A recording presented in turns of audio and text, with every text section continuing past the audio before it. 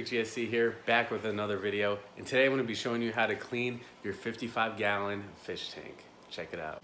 So this is my 55-gallon fish tank. I have right now 3 angelfish, 3 gournamis, 1 Cory catfish, 1 Placo, and 2 St. Raphael catfish. The gournamis have not been doing well for me. I've had 4 in here before, but 1 ended up passing away.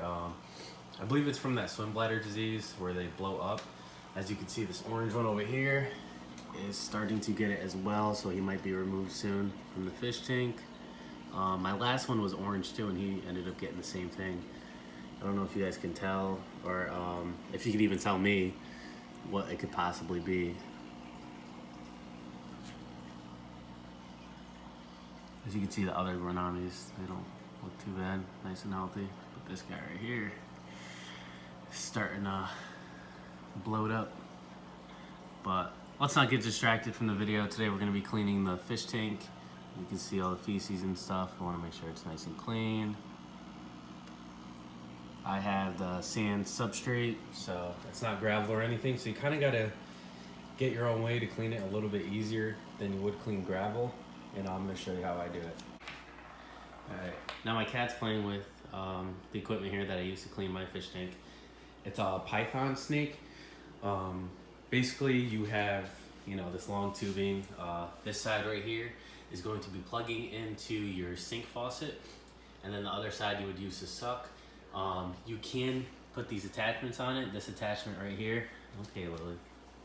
This attachment right here comes with the purchase. I believe I paid like 50 or 60 bucks for the whole set. But this is what you would use if you had like gravel and stuff. I feel like it works better. If you have sand, I kind of don't recommend it. The way I clean it is I actually use that side right there, and all I do is kind of hover over it, and I'll mix it up and stuff like that and go through the substrate. I bought a bigger one thinking, bigger tank, easier to clean, I don't know, but it's like twice the size of that tube. I got it downstairs. I don't use it at all because I don't even use this one. I just kind of use the tube, and like I said, I'll hover over it and do my thing. This right here, what my cat was playing with, is the attachment that goes into your faucet. One side goes into the faucet, the other side goes into your attachment to the hose. For my sink, because I don't want to get any fish crap on there, but basically you take this. Sometimes it's a pain in the ass. There we go. So you just take your attachment off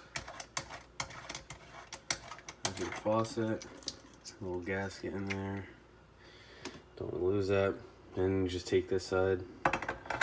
Everything's different, so you might have to buy a different attachment that they gave you, might not work, or find a different sink in your home that will work with it. So that's plugged in. Now we're going to take this end, screw it in here.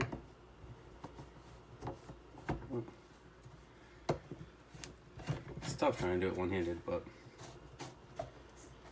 just make sure everything's nice and tight. Okay. So then it has like 2 options right here. This down position that it's in right now is going to be the suck, so it's going to be sucking. If I put it up and turn it, it's going to lock it, and that's basically going to be pushing water into my fish tank to fill it. It's simple if you're either just draining it, filling it, cleaning it, you're moving and got to drain your tank. This thing does it in like minutes. But I'm going to be sucking, so put it down, suck it. I usually put the cold water on. Don't waste your hot water because you're just sucking it out anyways. You're not putting it into your tank. And as you can see, it's sucking up all the debris. It just sucks up everything. Nice and easy. It's harder to clean with sand substrate. A lot of people know that, but I just try to do my best.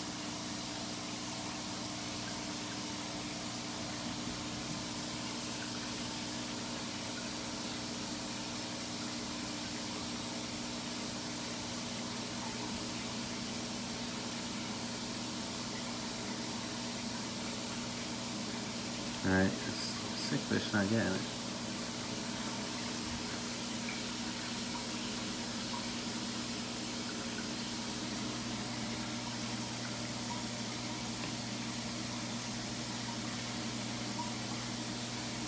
People also use like the end of a pen cap and tape it to it, so then you could kind of mix up the sand and kind of try to get the dirt out of there better. But I don't know, this kind of worked fine for me, so I just end up doing this. All right, I'm gonna finish cleaning up the tank here, and then I'll show you the results. All right. So the valve is open, and you see I tied it around the fish tank, because you gotta go turn the water on. The water's gonna automatically start pumping in. You don't have to turn it on high or anything, but you gotta turn it on. And you don't want this valve to be closed, because if this valve's closed, it's gonna build up all the back pressure when you turn it on. So like we said, just to turn it on to fill, turn it up, and go sideways. Turn on a little, see the water starts flowing, cats are going crazy.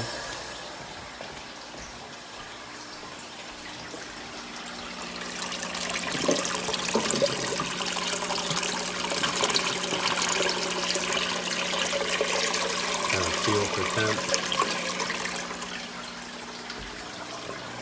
Watch your temperatures as it goes up. I'm gonna wipe all this stuff down, clean off a little bit of the algae. Just a little bit of the garbage that's up there, you know.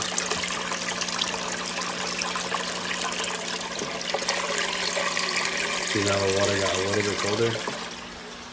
So you kind of gotta regulate it as you go.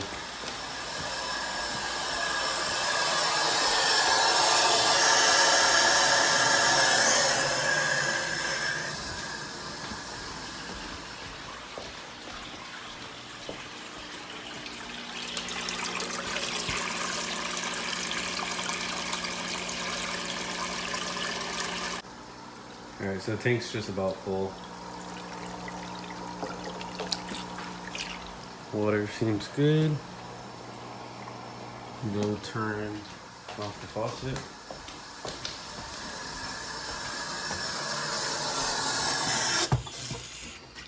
Relieve all that pressure. And this is usually what I do. I'm gonna untangle this. So this is untangled. Bring it with me. Just let it in. Suck all the water out.